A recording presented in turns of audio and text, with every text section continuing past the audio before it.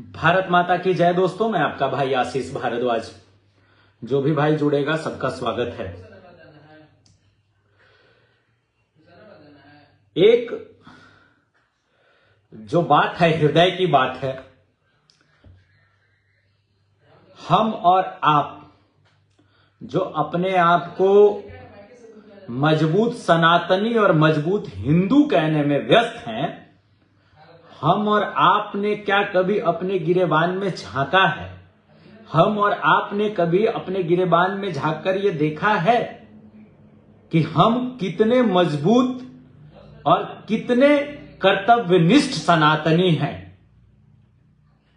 क्या हम सिर्फ सोशल मीडिया पर, क्या हम सिर्फ डिजिटल प्लेटफॉर्म्स पर ही सनातनी बनते हैं और बनने का प्रयास करते हैं, कि क्या हम अपने कर्मों में, अपने कर्तव्यों में, हम अपने कार्यों से ये कभी साबित करने का भी प्रयास किए हैं कि हम और आप कितने मजबूत और कितने अच्छे सनातनी हैं?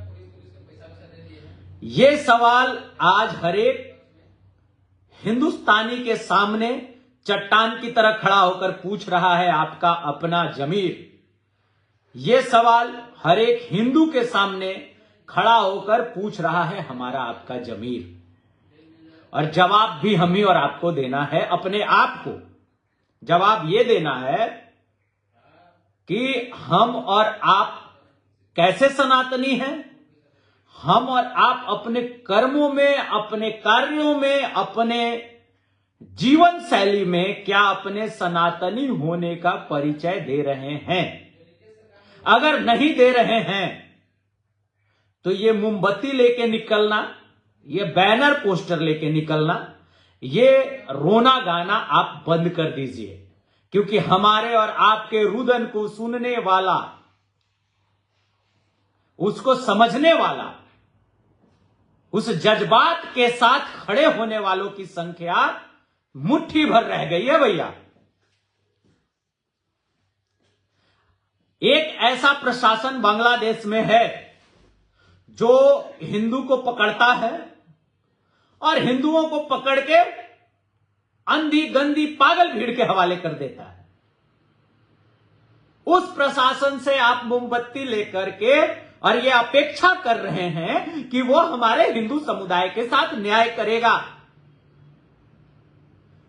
एक ऐसा पुलिस कार्य कर रही है बांग्लादेश में, जो पुलिस अंधी गंदी भीड़ को आपको समर्पित कर देगा, सिर्फ इसलिए क्योंकि आप हिंदू हैं, सिर्फ इसलिए क्योंकि आप कमजोर हैं, सिर्फ इसलिए क्योंकि आप जो हैं उसको धर्म के आधार पर बांग्लादेश में रहने की इजाजत नहीं है। भारत की सरकार से आग्रह तो करिए भैया। हम एक ऐसे मुल्क में रहते हैं जब एसआईआर होता है तो हमारे लोग खड़े हो जाते हैं बैनर और पोस्टर लेकर के, कुछ ऐसे लोगों को बचाने के लिए जो किसी अन्य देश के लोग रह रहे हैं। इसलिए मैंने अपने शुरुआती वक्तव्य में कहा था कि क्या हम और आप एक सच्चे और अच्छे हिंदू हैं, सनातनी हैं, या हम और आप अपने राजनीतिक फायदे के लिए सिर्फ हिंदू और सनातनी बनने का ढोंग करते हैं? क्योंकि मुझे तो खोजने पर अच्छे सच्चे सनातनी चंद और मुट्ठी भरी दिख जाते हैं।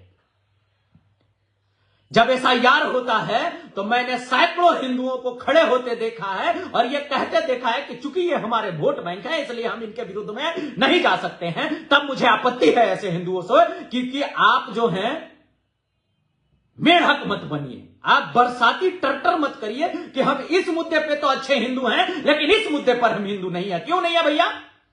क्यों नहीं है? अगर आप अच्छे और सच्चे हिंदू नहीं बनिएगा तो आपके और हमारे इस कुकृत्य का भेंट राजस्थान में कोई कन्हैया लाल मरेगा, बांग्लादेश में कोई दीपू चंद्र मरेगा, और उन्हीं के लाशों पर हम और आप राजनीति करेंगे, ये मान के चलिए और करते आए हैं। अगर हम कैंडल लेकर, अगर हम बैनर लेकर, अगर हम पोस्टर लेकर निकल रहे हैं तो अपने कर्मों में हिंदुत्व को समाहित करिए, और बाइकाट कर दीजिए अपने जीवन, अपने लाइफ स्टाइल से वैसे लोगों को, वैसी संस्थाओं को, वैसे दुकानों को, वैसे व्यक्तियों को जो हमारी और आपकी भावनाओं को आहत करते हैं, जिनको भारत में रह के वंदे मातरम से तकलीफ है। ऐसे जज्बातों का हमको कुचलना होगा, ऐसे लोगों को कुचल के आगे बढ़ना होगा, तब हम और आप अपने आप से अपने गिरेबान में झांक करके कह सकते हैं। मेरा अनुरोध है उन सभी संस्थाओं से, मेरा अनुरोध है उन सभी व्यक्तियों से, मेरा अनुरोध है उन सभी भावनाओं से, मेरा अनुरोध है उन सभी युवाओं से, हमारे साथियों से, हमारे भाइयों से कि समय अनुसार हिंदू बनना बंद करिए। अपने राष्ट्र के प्रति अगर आपको जरा सा भी समर्पण है, अपनी जज्बातों के प्रति, अपने हिंदू होने पर अगर आपको जरा सा भी गर्व है, तो आपको प्रतिदिन हिंदू ही रहना होगा, बिना नफा बिना नुकसान देखे हुए। इस मुद्दे पर हम हिंदू रहेंगे, इस मुद्दे पर हम हिंदू नहीं रहेंगे, इस मुद्दे पर मुझे बोलना है, इस मुद्दे पर मुझे खामोश रहना है, इस तरीके का हिंदुत्व नहीं चलेगा। और अगर आप इस तरीके का हिंदुत्व चलाइएगा तो आप यकीन मानिए कोई ना कोई हमारे परिवार का, हमारा आपका भाई बंधु इसका भेंट चढ़ेगा। और उस भेंट का, उसके कुर्बानी का भी कोई आशय नहीं निकलता है बाद में, क्योंकि सब चीजें भैया आप देख रहे कैसे चलती है। एक अंधी भीड़ आती है बांग्लादेश में, एक गरीब साधारण व्यक्ति को उठाती है, पुलिस भी उसी भीड़ के साथ खड़ी नजर आती है। इनफैक्ट थाने से पुलिस उठा के उस अंधी भीड़ को, उस व्यक्ति को समर्पित कर देती है, और वो हमारा भाई गिड़गिड़ाता हुआ रह जाता है, गिड़गिड़ाता हुआ अपनी जान की भीख मांगते रह जाता है, लेकिन उसकी जान की परवाह किए बिना उसको कुचल दिया जाता है। वैसे लोगों की यही सच्चाई है, वैसे लोगों की ये जो अंधी भीड़ है, ये जो पागल भीड़ है, उसकी यही सच्चाई है। इस सच्चाई को आज हम स्वीकार कर ले, आने वाले 10 वर्षों के बाद हम स्वीकार करें, अब 20 वर्षों के बाद स्वीकार करेंगे, या हम पे गुजरेगी तब हम स्वीकार करेंगे, ये आपका निर्णय है, ये आप लीजिए या नहीं लीजिए। लेकिन आप यकीन मानिए कि इस पागल भीड़ की सच्चाई यही है कि ये भीड़ जब भी संख्या बढ़ेगी, इस भीड़ की, ये भीड़ इसी तरीके का हरकत करेगा, करता आया है, इसकी इतिहास ऐसी है। आपको और हमको संगठित रहना होगा, आपको और हमको सजग रहना होगा, आपको और हमको हर मुद्दे पर हिंदू बने रहना होगा। आपको और हमको सेलेक्टिव हिंदुत्व नहीं चलेगा। बस मेरा इतना निवेदन है, हमारे जितने भी भाई जुड़े हैं, आपकी भावनाओं का मैं कद्र करता हूं, और मेरे अंदर भी उतना ही गुस्सा है, मेरे ही अंदर उतनी ही आग है उन भाइयों के प्रति, चाहे वो कन्हैया लाल राजस्थान के हो, चाहे दीपू चंद्र दास हमारे बांग्लादेश के हो। मेरे अंदर साथ ही साथ गुस्सा उन लोगों के लिए भी है जिन्होंने हमारी भारत माता की गेट को उस तरीके से खोल के रखा है कि कोई भी जाहिल अंदर आ सकता है और बाहर जा सकता है। उस दरवाजे को शट डाउन करना होगा। मेरे अंदर गुस्सा उन तमाम सरकारों के लिए भी है जो इसका समर्थन करती है और इसके पक्ष में खड़ी दिखती है कि जब बाहरी लोगों को घर से निकालकर फेंकने की बात आती है तो वो हमारे अपनों के विरोधी हो जाते हैं। उन सरकारों से भी मेरी नाराजगी है और मुझे गुस्सा है। हमारा गुस्सा वैसे कार्य करने वाले लोगों से भी है जो वक्त पड़ने पर योद्धा बन जाते हैं और जीवन शैली में उसको नहीं अपनाते हैं। यकीन मानिए, ये जो पागल अंधी भीड़ है ना भैया, कब आपके घर और आपके दरवाजे पर पहुंच जाएगी ये आप सोच भी नहीं सकते हैं। और इस भीड़ को रोकने का एकमात्र उपाय है आपको और हमको अपने जीवन शैली में अपनी तमाम चीजों में परिवर्तन लाना होगा। मैं भाषण नहीं दे रहा हूं, मैं वेदना कह रहा हूं। वेदना एक ऐसी हिंदू युवा की वेदना है जो चाहता है कि हम उस भारत के निर्माण के प्रति सजग रहें, समर्पित रहें, जो एक भारत हो, श्रेष्ठ भारत हो, विश्व में चमकता भारत हो, लेकिन अपने भाइयों के कुर्बानी पर नहीं, अपने सनातनी रक्तों के कुर्बानी पर नहीं, किसी के राजनीतिक स्वार्थ को पूरा करने के लिए अगर हमारे सनातनी भाई मारे जा रहे हैं, मैं उसका पोषक नहीं हूं। सबसे पहले इसकी व्यवस्था करो कि हमारे सनातनी रक्त, एक भी रक्त रंजित ना हो। हम 2025 का भारत हैं और इस भारत पर, इस मिट्टी पर, हमारी इस मां पर, हमारी इस मातृभूमि पर एक भी सनातनी रक्त नहीं बहना चाहिए। इसकी सुनिश्चित हमारी सरकार को करनी होगी।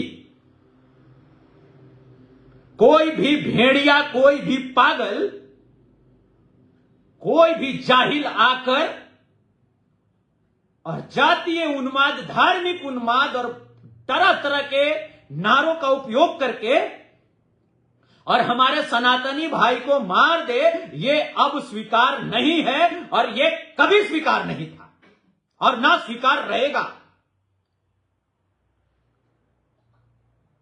मैं आप सभी लोगों से एक ही आग्रह करूंगा कि हम अपने हिस्से का हिंदू जिंदा रखें, हम अपने हिस्से का हिंदुस्तानी जिंदा रखें। इसके लिए हमको आपको अपने दिनचर्या में कुछ मूल चूल तो बदलाव करने होंगे भैया। और वो बदलाव क्या है वो आप भी जानते हैं, हम भी जानते हैं, कहने की आवश्यकता नहीं है। बस आपसे हाथ जोड़कर एक ही करबद्ध आग्रह है कि इस बदलाव के लिए तैयार हो जाइए और इस बदलाव को करिए। कितनों के लिए हम बैनर, पोस्टर और कैंडल लेकर निकलेंगे और कब तक निकलेंगे भैया, और क्यों निकलेंगे? और मेरी इस वीडियो के माध्यम से एक छोटी सी प्रयास है, एक सिंपल आग्रह है, शायद ये पहुंच जाए, काश ये पहुंच जाए। आप सहयोग करेंगे, शायद ये पहुंच जाएगा। आप अपने माध्यम से लिखिए अपनी सरकारों को, अपनी भारत की सरकार को। हम सभी ये आह्वान करें कि विश्व के जिस भी कोने में हमारा हिंदू भाई प्रताड़ित हो रहा हो, उनको वो सभी क्षेत्र आवंटित करिए जिन क्षेत्रों पर जाहिलों ने रोहिंग्या को बसा रखा था, जिन क्षेत्रों पर बांग्लादेशी घुसपैठिए बसे हुए थे, जिन क्षेत्रों पर अन्य देशों के अवैध नागरिक रह रहे हैं, उनको फौरन देश से बाहर निकालिए। और हमारे हिंदू भाई जो प्रताड़ित हो रहे हो, जो धर्म के नाम पर मारे जा रहे हैं, काटे जा रहे हैं, उनको उन प्रदेशों में, उन एरियाज में, उन जगहों पर बसाने का समुचित प्रयास करिए सर। विश्व में कहीं भी हिंदू रक्त प्रताड़ित हो रहा है तो वो हमारा आपका सगा रक्त है, उसको बचाना हमारा आपका कर्तव्य है। और उस कर्तव्य से हम और आप पीछे नहीं हट सकते हैं। हमको आपको इसके लिए बोलना होगा, मुखर रहना होगा, कहना होगा, लिखना होगा, सड़कों पर आना होगा। लेकिन हम सड़कों पर कब आते हैं? जब हमारा कोई सनातनी रक्त मारा जाता है, काटा जाता है, कुछ जाहिल गंदे भेड़ियों और जाहिलों के द्वारा। यह स्वीकार नहीं है, यह स्वीकार नहीं है कि हम सेलेक्टिव हिंदू बने, यह स्वीकार नहीं है। अगर हम हिंदू हैं, अगर हमारे अंदर सनातनी रक्त जिंदा है, तो हम 24 घंटे अपने कर्तव्यों का निर्वहन करेंगे। ऐसा प्रतिज्ञा लेना होगा, ऐसा हिंदू बनना होगा, ऐसा सनातनी बनना होगा। खास मुद्दे पे नहीं भैया। हमने जब से वो वीडियो देखा है सोशल मीडिया पर, एक हाथ जोड़कर गिड़गिड़ाता हुआ आदमी, अपनी जान का भीख मांगता हुआ आदमी, उस गरीब ने क्या ही करा होगा किसी का भैया। और ये जाहिल मार के कैसे नाच रहे हैं, ये दरिंदे मार के कैसे नाच रहे हैं उसको, मानो कि इन्होंने कुछ फतह कर लिया हो। अरे तुम वही मुल्क हो मेरे भाई जिसको हम ही ने बनाया है। तुम्हारी बुनियाद जो है वो भारत और हिंदुस्तान के वजह से है। तुम्हारा वजूद जो आज विश्व के पटल पर है, विश्व के नक्शे पर भैया आप जो दिख रहे हो ना, वो भारतीयों के और हिंदुस्तानियों के वजह से ही दिख रहे हो, वरना तुम तो कब के खत्म हो गए होते, गृह युद्ध में पिट गए होते, पक गए होते, तुम्हारी समापन हो गई होती। और ये जो जेएनजी और वगैरह वगैरह क्या आंदोलनें चल रही हैं, शायद इनको इनके पूर्वजों ने, इनके पुरखों ने इनका न्यू नहीं बताया, इनका जड़ नहीं बताया। और जो पतंग अपने न्यू से, अपने जड़ से कटता है, वो कट के कहां जाता है उसका आता पता नहीं चलता है। और बांग्लादेश अपने आत्मघाती राह पर बढ़ चुका है। बांग्लादेश की कहानी बड़ी जल्दी खत्म होने वाली है। गृह युद्ध में इतना बड़ा झुकाएगा बांग्लादेश, क्योंकि जिस घर के बच्चे संस्कारी नहीं होते हैं भैया, वो घर कब खत्म हो जाएगा इसकी गारंटी नहीं है। ये हो गया है बांग्लादेश के साथ। और हमारे यहां भी कुछ टूट पूंजीय लोग उन सब फॉर्मूलाज को अप्लाई करने का प्रयास कर रहे हैं। ये हिंदुस्तान है, ये मां भारती की धरती है, यहां ये सब नहीं चलेगा। लेकिन दुख तब होता है जब राजस्थान में कन्हैया लाल जैसा घटना हो जाता है। दुख तब होता है जब इतने सशक्त राष्ट्र, इतने मजबूत नेतृत्व, इतनी सशक्त और इतनी लोकप्रिय नेतृत्व और इतनी ताकतवर मुल्क होने के बाद, विश्व की तीसरी बड़ी अर्थव्यवस्था होने के बाद, अगर हमारा परिवार का कोई भी व्यक्ति, अगर हमारा हिंदू रक्त कहीं कुंठित है, तो यह हमारा आपका सामूहिक विफलता है। बस आज का वीडियो बनाने का देखिए मकसद कुछ नहीं था। मकसद बस इतना है भैया कि जो भी भाई जुड़े हैं, जिन तक भी ये आवाज पहुंच रही है, आपसे हाथ जोड़ के नम्र निवेदन है, अपने हिंदू होने का परिचय समय समय पर सिर्फ मत दीजिए। अपने हिंदू होने का परिचय 24 आवर दीजिए, 7 दिन दीजिए, 365 दिन दीजिए। इसकी आवश्यकता है, ऐसे हिंदुओं की आवश्यकता है, ऐसे सनातनियों की आवश्यकता है जो अपने लिए तैयार बैठे हैं, जो अपनी रक्षा, अपनी क्षमता का प्रयोग करना जानते हैं। हम ऐसे हिंदुओं की बात करना जानते हैं। कलेजा फट गया उस वीडियो को देख करके, बहुत तकलीफ हुआ, बहुत दुख हुआ। और ऐसी घटनाएं लगातार आ रही हैं, कभी यहां हो रहा है, कभी वहां हो रहा है। इसको सुनिश्चित करना भी हमारी आपकी जिम्मेवारी है कि कहीं ऐसी घटनाएं हमारे आपके आसपास भी ना हो जाए। देख रहे हैं हम अपने शहर में भी, अपने जिले में भी, अपने प्रदेश में भी, और कैसी व्यवस्था है इसको भी देख रहे हैं। मेरा बस आप सबों से एक ही आग्रह है, एक मजबूत सनातनी बने रहिए, अपने आसपास के परिवारों की चिंता कीजिए, अपने लोगों की चिंता कीजिए, उनके सुख दुख की चिंता कीजिए, अपने हिंदू हिस्से का हिंदुस्तान जिंदा रखिए, उनके दुख तकलीफ में सहभागी बनिए, उनके साथ खड़े रहने का प्रयास करिए। अपनी दिनचर्या को थोड़ा सुधारिए और सनातनी दिनचर्या अपनाइए।